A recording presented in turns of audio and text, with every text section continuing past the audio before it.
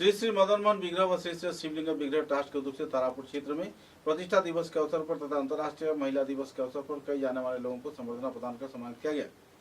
170 साल के इतिहास को सामने रखते हुए इस दिन मदन मोहन विग्रह व श्री श्री शिवलिंग विग्रह कमेटी के कार्यकर्ताओं ने कई कार्यक्रम हाथों में लिए हैं।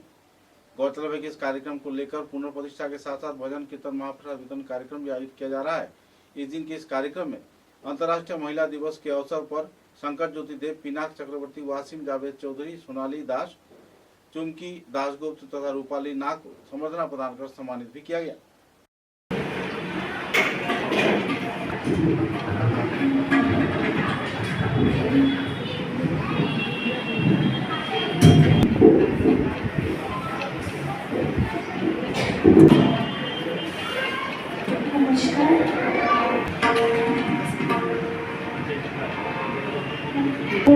हेलो हेलो हेलो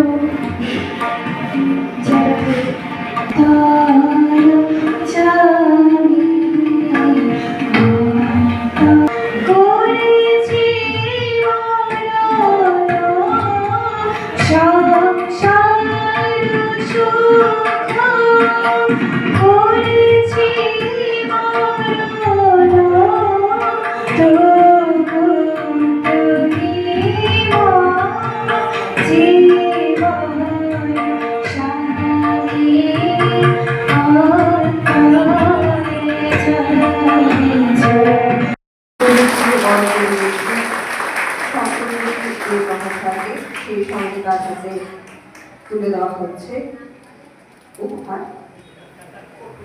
এবং সভাপতি মহাশয় ডক্টর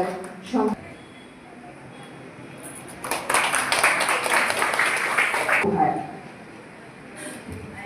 শুভেচ্ছা স্মারক গ্রহণ করছে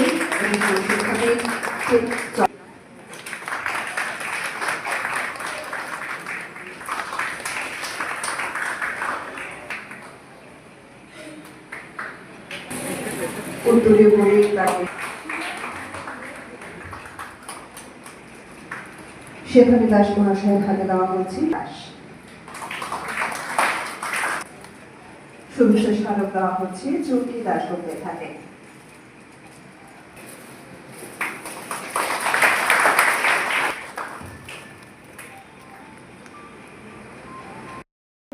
নতুন কলেরবে এই মন্দির পুনঃপ্রতিষ্ঠা করে পূজা অর্চনা শুরু করেছিলাম।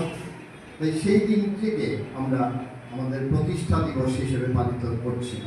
যদিও এই মন্দির 170 বছর পুরনো, ইতিমধ্যে বলেছে 1853 সালে প্রথম মন্দির হয়েছিল, কিন্তু তারপরে অনেক ভগ্ন দশা অবস্থায় ছিল, কোনো রকমের পূজা পাঠ হতো। কিন্তু 2010 সাল থেকে আমরা এই মন্দির পুনঃপ্রতিষ্ঠা করে এই নতুন কলেরবে এটা শুরু করেছি। সেটা 9 মার্চ ছিল। 9 মার্চ কালকে আমাদের বিশেষ অনুষ্ঠান পূজা অর্চনা রয়েছে।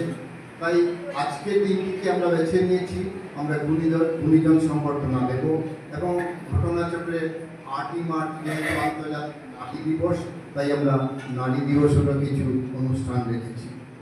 তো আজকে আমরা একটা কথাই বলতে চাই, যেটা আগেও এই উদ্দেশ্য ব্যাখ্যা করার সময় বলা হয়েছে, যে মদন মোহন আখড়া আমরা কিন্তু শুধু পূজা অর্চনার মধ্যে নিজেদেরকে সীমিত রাখি না। আমরা প্রথম থেকেই একটা পরিকল্পনা নিয়েছিলাম যে আমরা পূজা অর্চনা তো চলতে থাকবে এবং এই মন্দির যদি সমাজের জন্য যদি কোনো কাজে না লাগে তাহলে কিসের মন্দির। তো এই উদ্দেশ্য নিয়েই আমরা দুটো সেক্টরে কাজ করার জন্য আমরা প্রতিজ্ঞাবদ্ধ। একটা হলো এডুকেশন সেক্টর আর একটা হেলথ সেক্টর।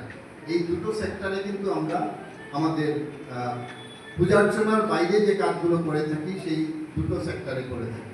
আমরা হেলথ ক্যাম্প করি, আমরা ব্লাড ডোনেশন ক্যাম্প করি, আমরা বিভিন্ন জায়গায় যেখানে দুস্থ রোগী রয়েছে তাদের জন্য সেবা পৌঁছে দিই। আর এডুকেশন সেক্টরে আমরা বিভিন্ন স্কুলে পঠন পাঠন সামগ্রী থেকে আরম্ভ করে ফিনান্সিয়াল হেল্প সাপোর্ট যেরকম দরকার আমরা বিভিন্ন স্কুলে ছাতা, ইউনিফর্ম, শুজ, ওয়াটার ফিল্টার যেরকম যেখানে প্রয়োজন ডেস্ক বেঞ্চ আমরা কিন্তু দিয়েই থাকি। এই কাজগুলো আমরা করি কারণ আমরা জানি যে পার্মানেন্ট কোনো কাজ করতে গেলে সেখানে এডুকেশনটাকে ফার্স্ট প্রায়োরিটি দিতে হয়।